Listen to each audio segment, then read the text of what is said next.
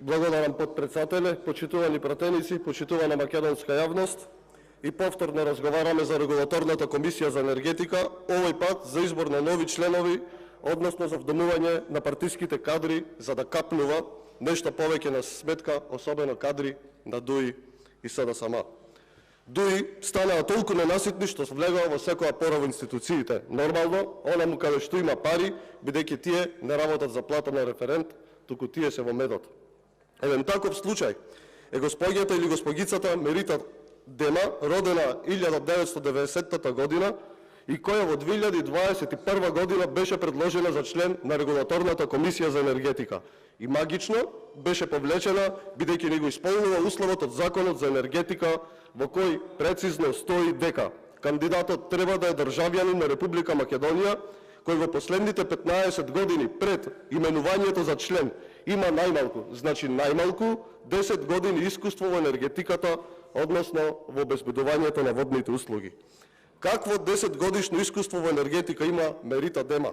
Млада госпоѓа, чие прво вработување било во 2013 година. Затоа го повлекоа од срам. Ова беше грубо кршење на законот, впрочем, како што е прекршен секој закон во Република Македонија.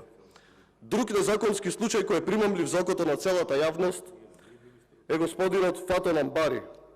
Со изборот на господинот Амбари се прекршува членот 17, став 2 од Законот за енергетика, во кој јасно е наведено дека во составот на регулаторната комисија мора да има само еден економист.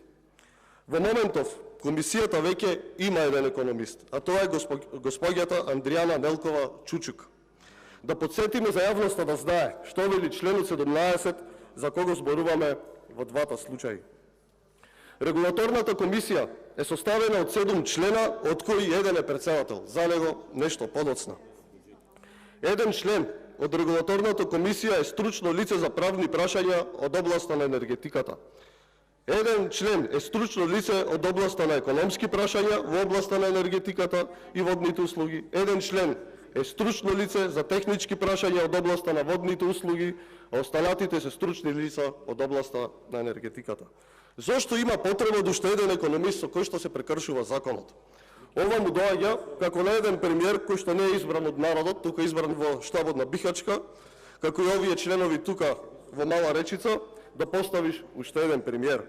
Добро, Артан Груби е уште еден премиер во Република Македонија, Таче е само негов подписник, но тоа не значи дека оваа болест треба да ја зафати целата држава.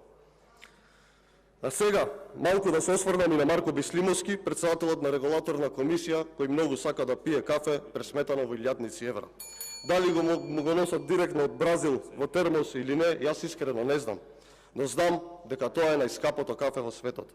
Наместо штедење, регулаторната комисија за енергетика, според нивните финансиски планови, зголемуваат за 11,5 милиони денари во однос на претходната 2022 година.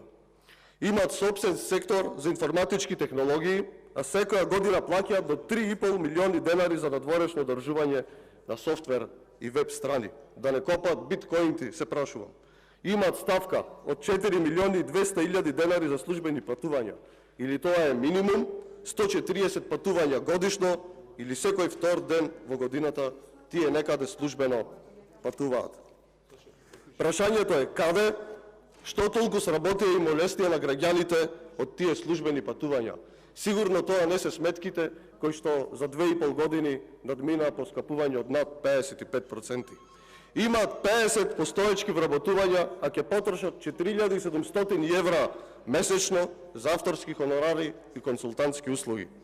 Секоја година трошат по 450.000 денари за изнајмување на печатарски уреди, наместо да си купат своји. И што не е интересно, регулаторна комисија за енергетика ќе плаќа енормни 185% поскапа струја. Па ако ова не е доказ за зголемувањето на цената на струјата, јас на вистина не знам што друго би можело да биде. Замислете, сето ова се случува сред енергетска и економска криза.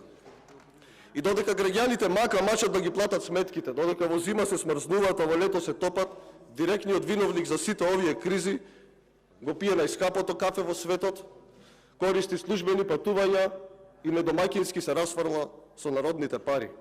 Но ништо повеќе не може да се очекува од функционер на СДСМ или ДУИ. Оно што може да се очекува, ако ме прашате мене, е расформирање на оваа регулаторна комисија, бидејќи не користи за ништо повеќе, освен за вдомување на партиските кадри на СДСМ и ДУИ, кои што граѓаните ќе ги плаќаат преку поскапување на сметката за струја од нивното недомаќинско, непрофесионално и неквалитетно работење. Наместо да штеди, регулаторната комисија троши. Но и на тие членови кои што се партиски кадри во таа комисија, и на Бислимовски, и на вас, колеги пратеници од владеачкото мнозинство, треба да ви биде јасно дека народот го доведовте на питачки стап со едно такво неработење, а цената ќе ве испорача на парламентарните избори кои што ќе се случат наскоро. Ви благодарам.